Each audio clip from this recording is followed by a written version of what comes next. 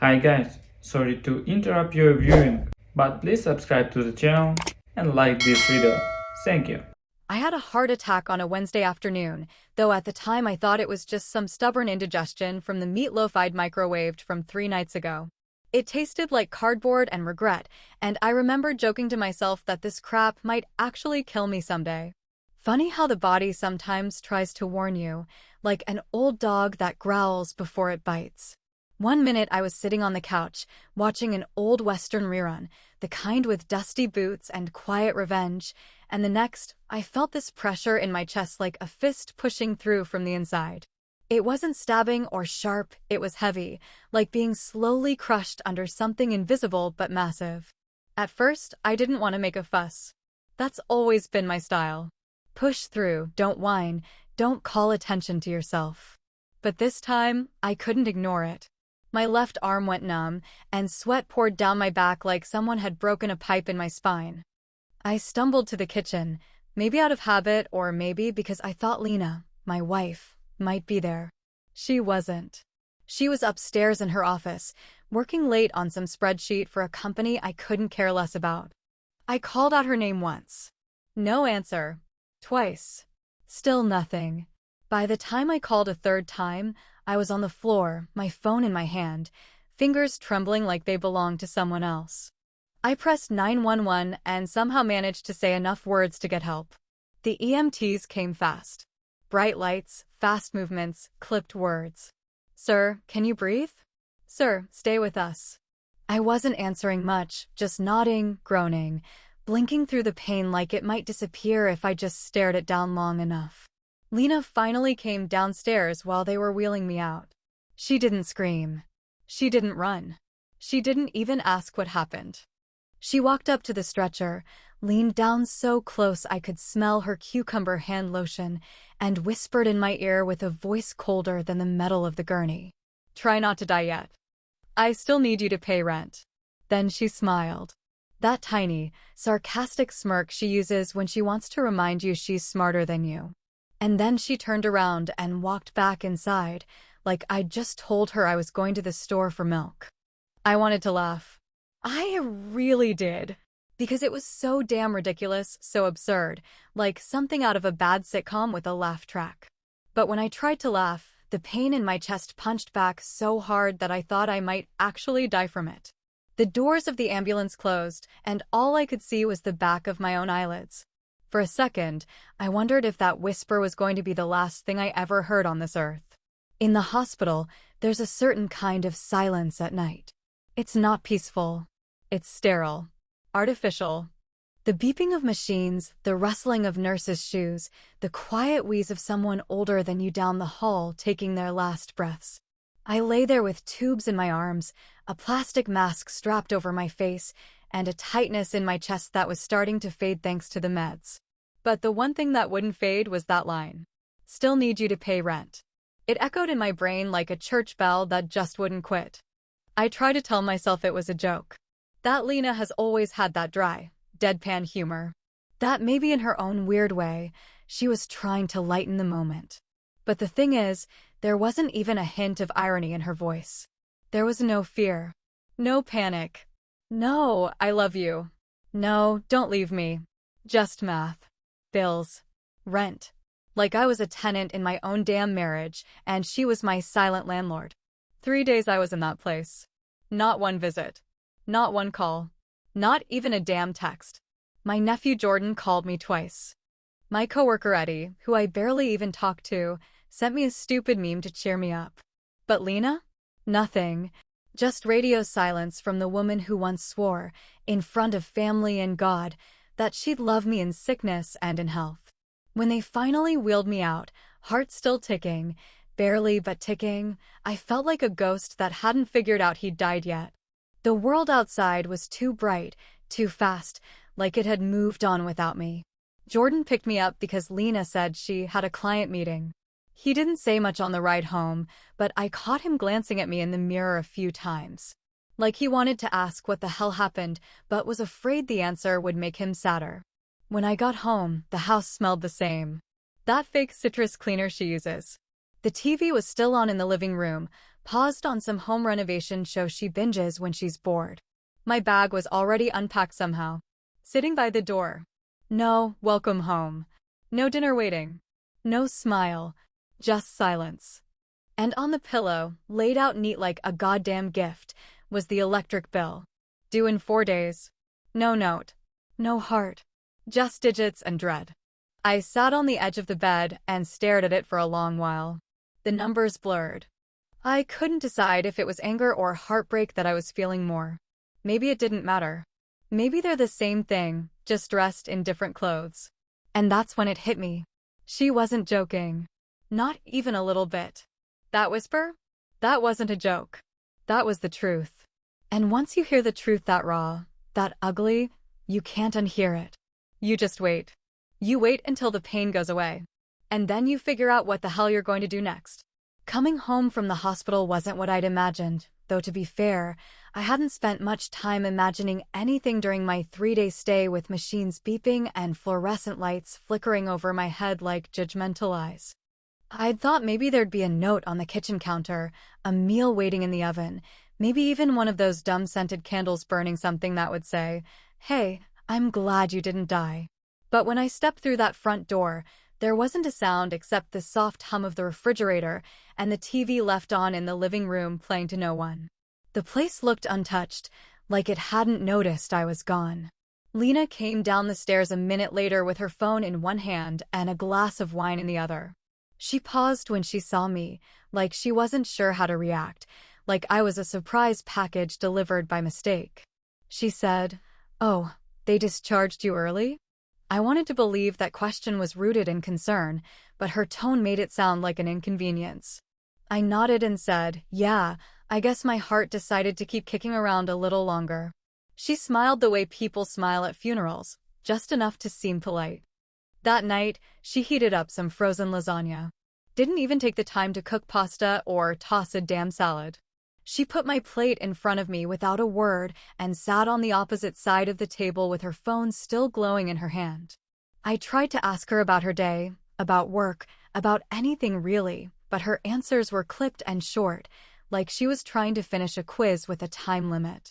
Eventually, I gave up and focused on chewing, counting every bite to keep myself from saying something I'd regret. Over the next few days, I started noticing patterns, strange little things that maybe I wouldn't have seen before, but now stood out like red flags waving in the wind. She'd take calls in the hallway instead of the living room. She'd disappear upstairs for hours with the door locked, claiming she was working on some project. Her texts came in late at night, and she'd turn her phone upside down every time she set it down near me. One morning, I came into the kitchen to find her already dressed in clothes I hadn't seen before, something sleek, something that didn't scream, work-from-home accountant. When I asked where she was going, she said she had a meeting downtown. No details. Just that. I started keeping a journal. Just a little notepad I stuffed under the couch cushion. It was stupid at first, just writing down times and dates, like a paranoid detective in his own damn house. Day 1, she didn't even ask how I felt. Day 4, she went out and came back with dinner for one. Day 10, I realized she hadn't said, "I love you," in over 24 months. Wait, 24 months? That's 2 years, right? Hell, maybe I messed that up. I don't know, but it felt longer. It felt like a lifetime since she'd looked at me with anything even close to warmth. One night, I heard her talking on the phone in the bathroom. She'd left the door cracked by accident, and her voice carried through the hallway like wind through a vent. I heard her laugh, one of those soft, secretive laughs that I hadn't heard in years. Not since we used to sneak away for weekend trips or steal kisses in the garage while the neighbors weren't looking. But this laugh? It wasn't for me. I didn't know who it was for, but it sure as hell wasn't me. She said something like, "I just want to start this new chapter the right way, you know? Clean. No drama. No mess." Then she paused. The voice on the other end must have said something, because she responded with, "Don't worry. He's still weak. He won't make a fuss." I sat on the stairs in the dark, hands gripping the railing, heart pounding not from clogged arteries this time, but from something colder. She was planning something. Maybe not cheating hell, I wasn't sure yet, but definitely something. You don't talk about new chapters and clean exits unless you're already packing the damn suitcase in your head. I didn't say anything. I just went back to the living room and sat in the dark for a long time, listening to the old clock tick louder than it ever had before. I didn't cry. I didn't scream. I just felt this heavy, numb acceptance settle in my chest like an anchor dropped in the wrong harbor. It was starting to become clear that my marriage hadn't survived the heart attack, even if I had.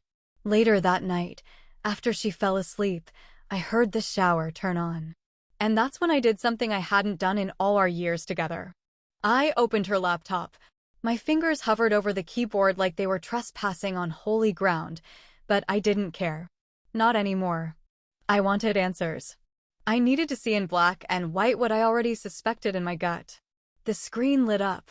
No password change. A small miracle or a stupid oversight on her part, I didn't know which. The email tab was open. And what I saw in her drafts made my heart ache worse than the damn heart attack. The thing about reading someone's private email is that once you do it, there's no coming back from it. Not mentally, not emotionally, and sure as hell not in any way that still lets you pretend everything's okay. I wasn't snooping for fun or out of jealousy or even out of paranoia. I was searching for something to explain why my wife had looked through me every night for the past year like I was an appliance that had outlived its warranty. Her laptop sat on the kitchen table like bait, lid slightly cracked, still warm from her fingers. It was stupidly easy to open it up and read what I wasn't supposed to. And what I found didn't hit me like a bomb, it hit like a slow, precise knife sliding under the ribs, clean and cold. The draft email was addressed to her sister, Carol, who always thought I was a little too rough around the edges, a little too blue-collar to be worthy of Lena. She once told me I looked like the kind of guy who eats gas station hot dogs and drinks Coors out of the can, and she wasn't wrong, but hell, at least I was honest about who I was. I didn't pretend. I didn't fake it. Lena, though, turns out she'd been faking for years. The subject line read, "Big Decisions." The body of the message was even worse than the title. She wrote, "Once Tom is stable from the heart scare, I think I'll finally go through with it. I've been patient. I've waited until he could at least stand on his own again. It's not about being cruel, it's about being smart. I can't keep living in this halfway space. I've spoken to a financial advisor already. The mortgage is more in my name than his. Utilities too. It's just a matter of organizing what's mine and getting out clean." There was no mention of love. No hint of guilt. Not even a line about being scared or sad or torn about it. Just strategy. Like I was a liability to be managed, not a man she once swore to grow old with. Just a chore to complete after the dishes and the gym. I stared at the screen for a long time, letting the words burn themselves into the back of my brain. There was a rage there, yes, but under it was something much worse, disbelief. Not the kind that screams and breaks dishes, but the kind that just makes you sit there, breathing shallow, wondering if the last decade of your life had been some kind of elaborate performance with you cast as the fool who thought it was real. I didn't tell her I read it. I didn't throw the laptop across the room or storm upstairs demanding explanations. I just closed the lid, walked out onto the porch, and sat there until the sun started to rise and the birds reminded me that the world still existed beyond my marriage. That morning, I called my nephew Jordan because I needed to hear a voice that hadn't lied to me in the last year. I told him everything in a flat voice, just facts and lines from the email, and when I finished, there was silence on the other end for a while. Then he said something that didn't come out angry or dramatic, just true. "Uncle Tom, you survived a heart attack, but now you're living with the infection that caused it." That line stuck to my ribs harder than any hospital adhesive ever did. It made me realize that Lena wasn't just distant or tired or cold. She was done. She had checked out, moved on, and was just waiting for the right financial quarter to make it official. I'd been holding on to a marriage that only existed on paper. Hell, maybe it had only ever existed there. But I didn't pack a bag. I didn't file for anything. I didn't even cancel dinner. Instead, I smiled that evening and said something that would change everything, though she didn't know it yet. "Lena," I said, sitting across from her at the kitchen table like everything was fine. I've been thinking. We should open a joint savings account. Something for emergencies. You know, just in case something like this happens again. She didn't even blink. She just nodded and smiled, probably thinking she had me wrapped tighter than ever. Maybe she thought I was grateful. Maybe she thought I was too weak to leave, too confused to notice what she was planning. But that smile I gave her? That was the last real piece of acting I was ever going to do in this marriage. Because while she was planning her clean exit, I was planning something much better, something that would take its sweet time and land right where it needed to. I didn't want revenge, not the screaming kind, not the soap opera kind. I wanted clarity. I wanted her to feel what I had felt, alone in a room with someone who doesn't care if you live or die, as long as the bills get paid. That kind of betrayal doesn't go away with counseling or closure. It sinks in. It becomes part of your blood. So I sat across from her and planned my next move like a man with time on his side. Because she had already written me off. She just didn't know I'd started writing my own version of the ending. Leaving someone you once promised forever to is never easy, no matter how cold the house gets or how dead the eyes across the dinner table feel. But there comes a moment, and it doesn't arrive in some dramatic scream or slap or final straw. No, it creeps up quiet, like mold in the walls, until you're standing there, toothbrush in hand, wondering why the hell you're still pretending this is a home. That moment came for me sometime between the fake smiles and the quiet nights filled with nothing but fork-scraping empty plates. I'd already read the email, already swallowed the knowledge that my wife was waiting for my recovery not with hope, but with a pen in her hand and a checklist titled, Things to Split. So I didn't confront her, didn't throw her words back at her like fire. I went quiet. I got smarter. I started peeling my life away from hers one slow layer at a time, like stripping wallpaper in a room you know you're about to gut. I canceled every auto payment connected to our joint account, electricity, water, car insurance, streaming services. Little things she wouldn't notice immediately. Then I redirected my mail to a box across town, one that only Jordan knew about. The VA correspondence, the junk, the random bills, none of it would come to the house anymore. I started taking more walks, doctor recommended, I told her, though half the time I just sat in my truck at the edge of the grocery store parking lot thinking about what life might look like without her. I found a small apartment 20 minutes away, nothing fancy, a one-bedroom above a garage owned by a retired couple who kept to themselves. I didn't even use my real name on the lease. I had Jordan put it under his, said it was a favor for a buddy, and left it at that. The place smelled like paint and dust and potential. It was quiet, and the floor creaked like an old man's knees, but it was mine. No wedding photos. No passive-aggressive notes on the fridge. No cold silences across the couch. I started packing slowly. A book here, a shirt there. She didn't notice. Or maybe she did and didn't care enough to say anything. We'd gotten so good at pretending nothing was wrong that even leaving didn't look suspicious. On the last morning, I didn't leave a note, didn't take everything, just the things that mattered, my files, my clothes, my tools, my dignity. I left the wedding album. Let her figure out what that meant. 2 weeks went by without a single word from me.